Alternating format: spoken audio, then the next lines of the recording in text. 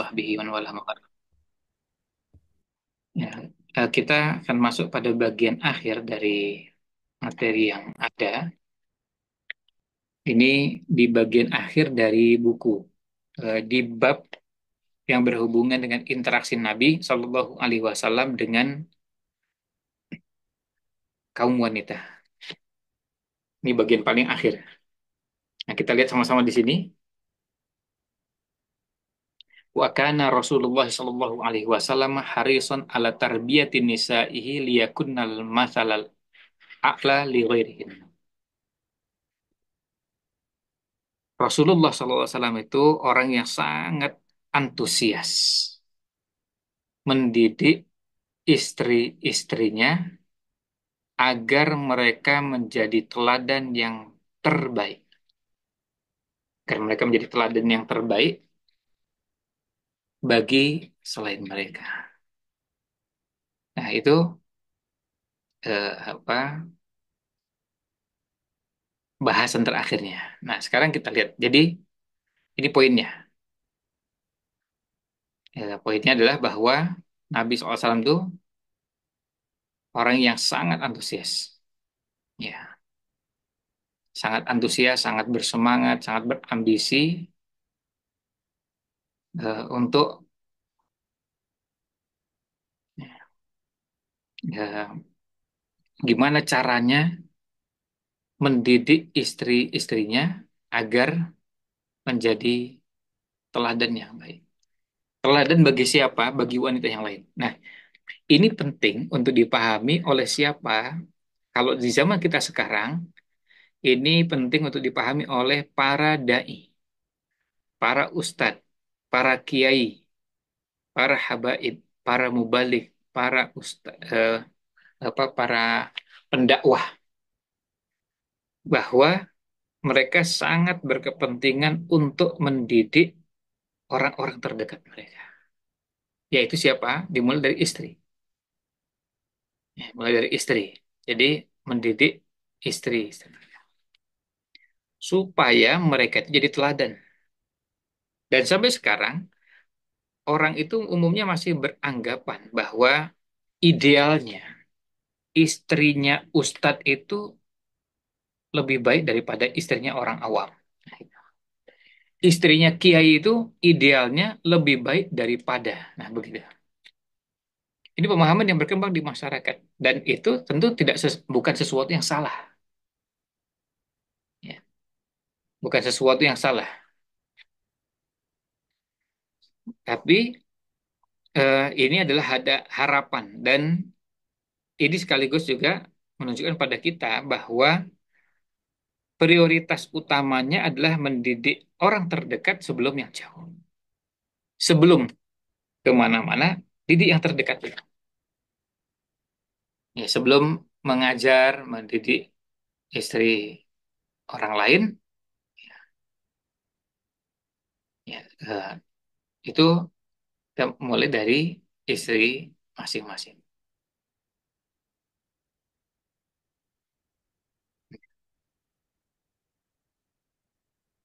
Ya.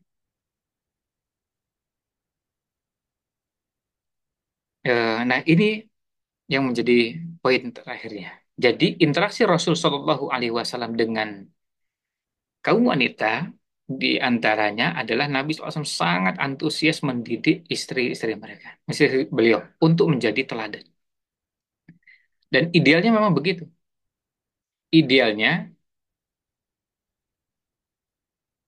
eh, kita mendahulukan, mendidik orang-orang terdekat. Nah,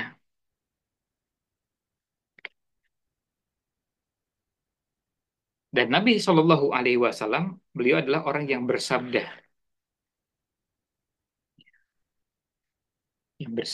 Innallaha sesungguhnya Allah Subhanahu wa taala sa'ilun kulla ra'in ammastar'ah, akan bertanya, akan minta pertanggungjawaban setiap ra'in, setiap pemimpin, setiap yang membimbing, setiap yang punya orang-orang yang berada dalam wilayah binaannya, bimbingannya.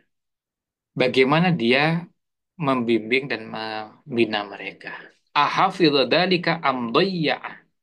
Apakah dia betul-betul menjaga atau menyia-nyiakan? Jadi, ini berlaku untuk siapa? Suami kepada istri, ayah kepada anak-anak. Dan kalau diteruskan nanti yang lain. Tetapi yang terdekat adalah tadi, suami kepada istri. Jadi suami akan dimintai pertanggungjawaban. Allah SWT akan meminta pertanggungjawaban para suami bagaimana dia mendidik orang-orang yang dalam tanggungannya. Istri, kemudian kalau punya anak, berarti anak juga. Hatta yas'alar rojulu, hatta yus'alar rojulu an ahli baitihi. Sampai nanti akan ditanya, ya, seseorang akan ditanya tentang ahli baitnya, tentang keluarganya. Dan ini bukan pekerjaan ringan.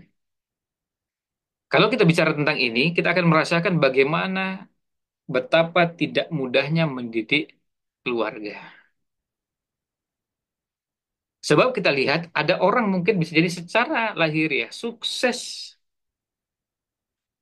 yang sepintas ya terlihat sukses dari sisi duniawi.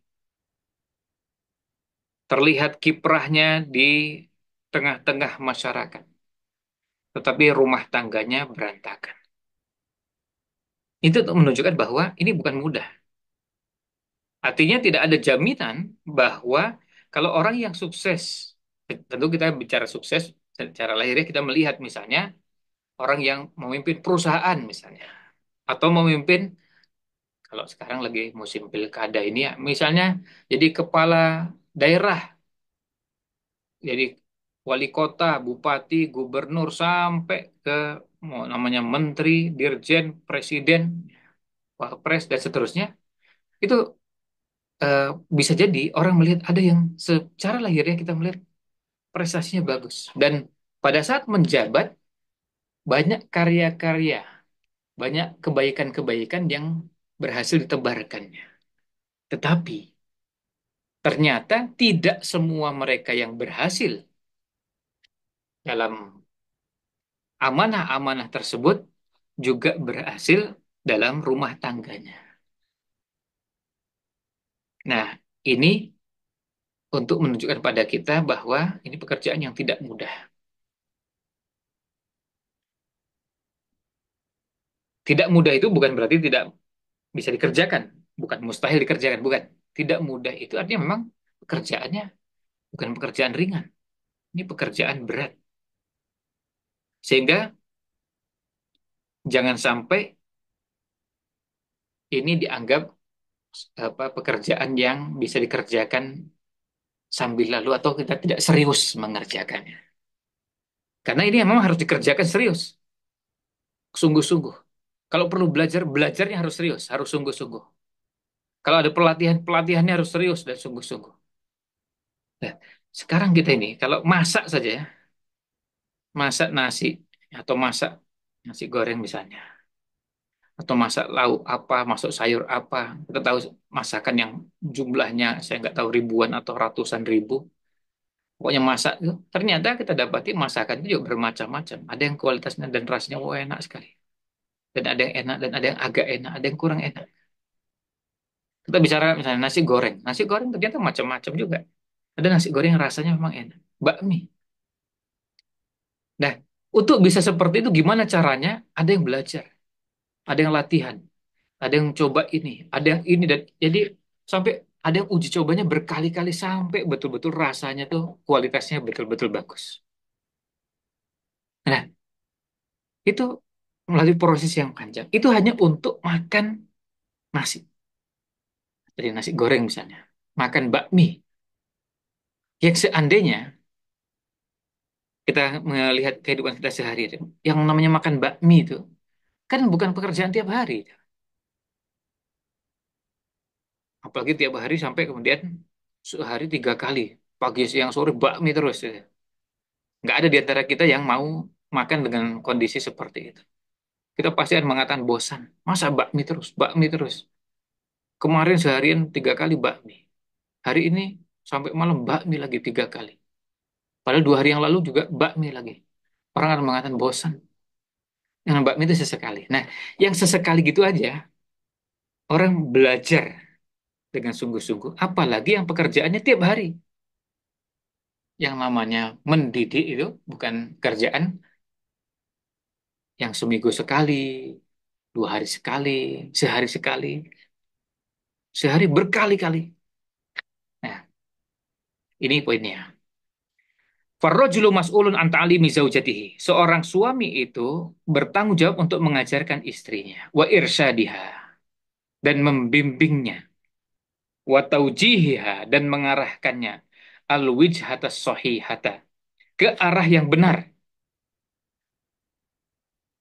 Nah, ini sekaligus juga menunjukkan pada kita bahwa suami itu harusnya punya pengetahuan lebih daripada istri. Nah, di kita sayangnya justru kadang-kadang, tentu kita mengatakan kadang-kadang nggak karena tidak pas dan tidak selalu. Tapi kadang-kadang di beberapa tempat justru pengajian ibu-ibu lebih banyak daripada pengajian bapak-bapak. Ya, pengajian ibu-ibu lebih banyak daripada pengajian bapak-bapak. Padahal yang lebih perlu ilmu itu bapak-bapak. Lebih perlu dari sisi, jadi sama-sama perlu, tapi yang satu lebih. Karena apa? Suami itu bertanggung jawab untuk mengajarkan kepada istrinya. Nah, minimal samalah pengetahuannya, kalau nggak lebih itu. Nah, tapi yang terjadi malah justru kadang-kadang istrinya punya pengetahuan melampaui suaminya. Kalau orang mengatakan kan suami sibuk bekerja. Oh, nggak begitu. Umar bin Khattab juga dulu sibuk bekerja, tapi tetap belajar. Gimana caranya ya diatur. Apalagi sekarang ini, belajar kan sudah bisa dengan cara online. Artinya, tidak lagi ada alasan bahwa pagi sampai sore bekerja. Iya, terus malam nggak bisa belajar. Kan bisa. Hanya pada malam hari apa nggak bisa belajar sama sekali? Atau di sela-sela aktivitas yang ada, apa nggak bisa belajar sama sekali? Dan belajar kan nggak harus juga belajarnya sampai berjam-jam dan lama, enggak. Kan bisa belajarnya sebentar. Ada waktu 15 menit belajar. Ada waktu 10 menit belajar. Ya belajar apa nanti itu teknis. Nah, wa masya'atil munkaratu inda katsiri minaz zaujati fi hayatihinna illa bisababi tafritir rijali fi ta'libihinna umur dinihin. Apa yang tersebar berupa kemungkaran yang terjadi pada banyak istri dalam kehidupan mereka itu semua disebabkan karena kelalaian suami mengajarkan hal-hal yang berhubungan dengan agama mereka. Suaminya nggak mengajarkan. Misalnya, nggak mengajarkan bagaimana pergaulan dengan lawan jenis. Nggak mengajarkan bagaimana seharusnya berinteraksi dengan orang selain mahram. Nggak, bagaimana seharusnya bersikap atau berperilaku dengan orang-orang yang lebih tua, lebih muda, bagaimana ketika menjaga hati, bagaimana menjaga lisan, bagaimana ini berhubungan agama semua. Bagaimana mengelola keuangan rumah tangga, bagaimana ada sekian banyak hal yang ada dalam syariat ini. Pernahkah suami mengajarkan bagaimana meluruskan niat? Mengajarkan itu bukan selalu maknanya ceramah pengajian, bukan. Itu ustadz ngajar di masjid, di sekolah, di ini dan itu. Ya, tapi kalau suami ngajarkan istri kan nggak harus begitu. Bisa caranya apa? Ngobrol-ngobrol. Ya, ngobrol-ngobrol, terus mengarahkan urusan agamanya. Nah, kita lihat. Fakana sallallahu alaihi wasallam yurabbi zaujatihi alal ibadati wa taqarrubi ilallahi bin nawafil. Nabi Muhammad SAW mendidik para istrinya untuk beribadah dan mendekatkan diri kepada Allah dengan ibadah-ibadah nawafil. Ibadah-ibadah sunnah. Coba lihat. Ini tentu kalau jadi pertanyaan kepada para suami, apakah suami pernah mengajarkan ini? Mendidik itu bisa juga tadi, selagi mendidik itu bisa dengan memberikan keteladanan, dengan ngajak ngobrol, Ayo kita baca bareng. Tapi suami yang mengarah. Coba lihat. Wa idza dakhala al-ashrul awakhir min ramadhana ayqadhahunna lil qiyami wal ibadah. Rasulullah SAW sudah masuk 10 hari terakhir bulan Ramadan membangunkan para istrinya untuk qiyam, untuk qiyamul lail dan untuk ibadah. Dibangunkan. Wa yurabbihinna sallallahu alaihi wasallam alal ikhlasi lillahi fil ibadah. Dan Nabi Muhammad SAW mengajarkan kepada para istrinya untuk ikhlas dalam beribadah hanya kepada Allah Subhanahu wa taala. Jadi mendidik supaya betul-betul ibadah itu hanya karena Allah Subhanahu wa taala. Kalau bicara tentang ikhlas, cara mengajarkan ikhlas itu banyak, luar biasa. Salah satunya adalah dengan berkisah, cerita. Kalau sebagai suami istri, ya ngobrol-ngobrol itu bisa jadi medianya, menceritakan tentang gimana ya dulu ya. Ada seorang imam itu sampai menyembunyikan amalnya, lalu cerita Imam Fulan, ada Imam Sufyan Ats-Tsauri, ada Imam Sufyan Ibnu Uyainah, ada Imam Syafi'i, ada banyak imam yang diceritakan tentang bagaimana mereka menjaga keikhlasan. Ngobrol-ngobrol. Kalau kayak kita ini gimana ya? Nah, itu ngobrol-ngobrol. Tapi berfungsi untuk mendidik. Sekali lagi ngobrol itu cuma salah satu cara. Tapi banyak cara yang bisa dilakukan. Wa kana yu'allimu zaujatahu isti'adzata minasyurur. Rasulullah SAW mengajarkan istrinya berlindung dari berbagai keburukan. A'udzubillahi minasyaitonirrajim. Na'udzubillah. Kata na'udzu bagian dari cara mengajarkan. Ada doa itu ki bikalimatillahi tammah. Oh, ada juga ini. Berarti mengajarkan doa. Doa apa? Berlindung dari. Jadi begitu. Wa yu'allimuhunnal adhkaron nafi'ata ka adhkaris sabahi wal masa. Mengajarkan kepada istri-istrinya zikir-zikir yang bermanfaat, di antaranya adalah zikir pagi dan sore. Karena zikir itu nggak hanya cuma zikir pagi sore, ada zikir yang lain. Tapi di antara yang diajarkan adalah zikir pagi dan zikir sore. Ada zikir yang bisa dibaca di waktu-waktu lain selain pagi sore. Artinya misalnya memperbanyak istighfar, tasbih, takbir, tahmid, tahlil. Ada sekian banyak zikir yang di waktu-waktu luang kita astagfirullah, astagfirullah. Nah, ini mengajarkan zikir yang bermanfaat. Kemudian wakana yurshiduhunna lil afdali wal aisari fil ibadah. Nabi Muhammad SAW membimbing mereka, membimbing istri-istrinya diarahkan kepada yang afdal. Juga diarahkan kepada aisar yang lebih mudah dalam ibadah. Kadang-kadang dalam situasi tertentu yang perlu dikenalkan yang mudah, yang ringan. Ringan itu maksudnya ketika dua-duanya sama-sama disyariatkan, boleh pilih yang ringan. Misalnya, bacaan atau doa. Bacaan ketika duduk di antara dua sujud. Ada lebih dari satu bacaan. Boleh kita mengajarkan ini nih yang pendek nih. Yang mudah. Ada bacaan yang panjang. Bacaan sujud. Bacaan ketika sekian banyak bacaan-bacaan. Ketika ada pilihan lebih dari satu dan ada yang lebih mudah, boleh mengenalkan ini yang mudah. Kemudian ketika jelas, oh ini ada yang afdol, akan juga. Ketika dua-duanya disyariatkan. Berikutnya, wa kana ya'muru ahlahu bil iqtisadi fil ibadati wa adamit tashdidi 'alan nafs. Nabi Muhammad SAW mengajarkan kepada keluarganya untuk mengambil sikap pertengahan dalam ibadah dan tidak memaksakan diri atau berlebih-lebihan dalam menjalankan ibadah. Jadi, mengajarkan keluarganya untuk punya sikap pertengahan dalam ibadah. Sikap pertengahan dalam ibadah itu maksudnya tidak berlebih-lebihan, tapi juga tidak menyepelekan, menggampangkan.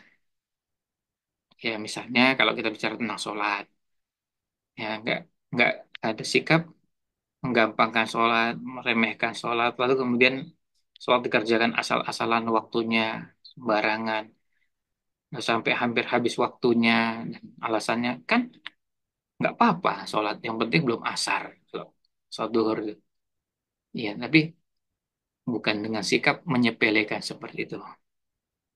Ketika bisa disegerakan, kenapa tidak? Sementara yang lain saja kita ingin segerakan. Kalau lapar kita ingin segera makan. Masa sholat tidak ingin segerakan? Lalu berikutnya wa kana ya'idu zaujatihi wa yahutsuhunna 'ala shadaqati wal infaqi fil khairi. Coba lihat.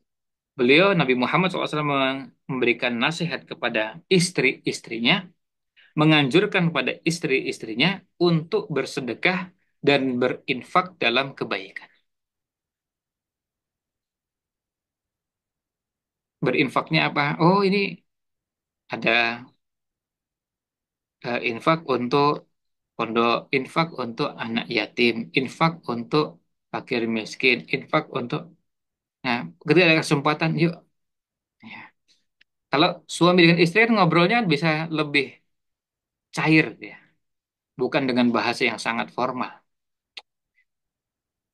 Mbok ya kita sisihkan toh. Ya, nah itu bisa ngobrolnya dengan ngobrol yang sesantai itu. Ngajak supaya ya menyisihkan sebagian harta. Ada berapa nih? Nah, aku ngobrol ngitung-ngitung. Nah, kira-kira berapa nih kita mau infak nih?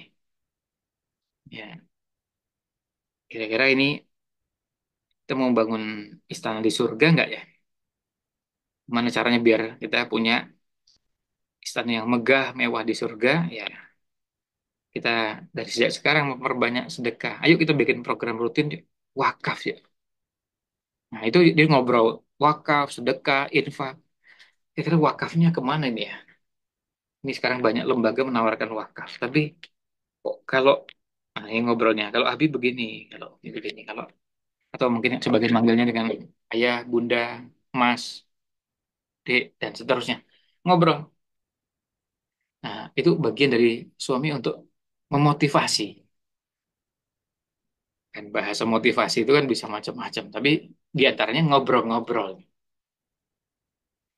Wa kana yurabbihinna ala husnil qawli wa yanhahunna 'anil fuhsyi fil kalami hatta ma'a ghairil muslimin.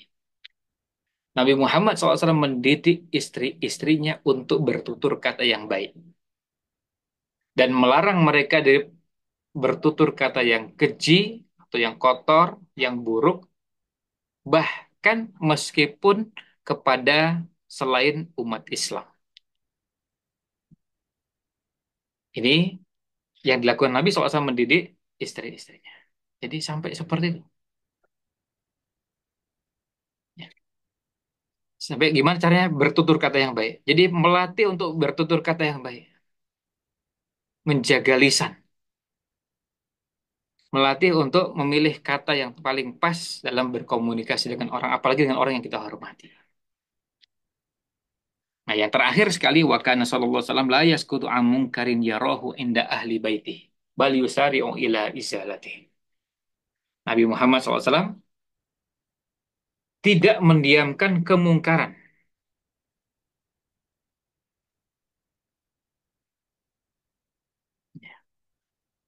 Nabi SAW tidak mendiamkan kemungkaran yang beliau lihat dari ahli bait, dari anggota keluarganya. Anggota keluarga berarti termasuk dalamnya adalah istri. Jadi ketika misalnya ada kemungkaran dilakukan oleh siapa? Oleh istrinya. Karena kan kita tahu bahwa yang namanya salah, yang namanya kemungkaran itu bisa terjadi pada siapapun. Kan orang bisa melakukan kemungkaran itu karena apa? Karena tidak paham, nggak ngerti, nggak tahu. Apa yang dilakukan? Maka segera beliau mengingatkan, meluruskan, menasehati. Nah, bal yusari'u ila izalati. Berusaha segera untuk ya, untuk menyingkirkan. Artinya menyingkirkan kemungkaran tersebut. Ini adalah bagian dari upaya untuk ya, bagian dari upaya untuk menghilangkan kemungkaran dan ini bagian dari tarbiyah, bagian dari mendidik. Karena mendidik itu salah satu bentuknya adalah memerintah dan melarang, amar dan ma'ruf, maaf, amar ma'ruf dan nahi mungkar. Itu bagian dari tarbiyah, bagian dari mendidik. Nah, ini jamaah sekalian hafizakumullah, bahasan atau ulasan yang terakhir di bagian ta'amulun Nabi Shallallahu Alaihi Wasallam ma'an nisa. Interaksi Nabi Muhammad SAW dengan kaum wanita. Dan di bagian akhir ini kita bisa lihat poinnya adalah bahwa Nabi Muhammad Shallallahu Alaihi Wasallam mendidik istrinya agar mereka ini menjadi orang-orang yang bisa diteladani oleh orang lain. Maka mendidik istri, ya, mendidik anak-anak, ya, termasuk anak-anak perempuannya, tentu akan menjadi kesedihan siapapun yang menyaksikan atau melihat kalau seandainya ada seorang yang dianggap menjadi tokoh, tapi nampak tidak terlihat bagaimana dia mendidik istrinya, mendidik anak-anaknya. Tetapi jangan dibalik, jangan dibalik bahwa kalau kita mendapati ada orang yang dapatkan ujian, istrinya bukan orang yang patuh dan taat beragama. Sementara dia sudah berupaya, maka tidak boleh kita berprasangka yang tidak baik. Ya. Misalnya Nabi Nuh alaihissalam, jangan sampai kemudian ada yang berpikiran bahwa Nabi Nuh alaihissalam itu apa nggak ngerti ilmu parenting ya. Nauzubillah kalau sampai kalimat itu terlontar. Nabi ini Nabi Rasul yang menerima wahyu, pengetahuannya jauh melampaui kita, saya nggak tahu berapa kali lipat ya. Kesolehannya, ketakwaannya, kesungguhannya, keseriusannya dalam mendidik termasuk istrinya tadi. Tidak boleh kemudian kita berprasangka yang tidak baik pada orang seperti itu. Nah, makanya fokusnya adalah pada diri kita. Demikian yang bisa kita sampaikan untuk bahasan terakhir ini. Insya Allah pada pembahasan berikutnya kita akan masuk pada bab yang baru.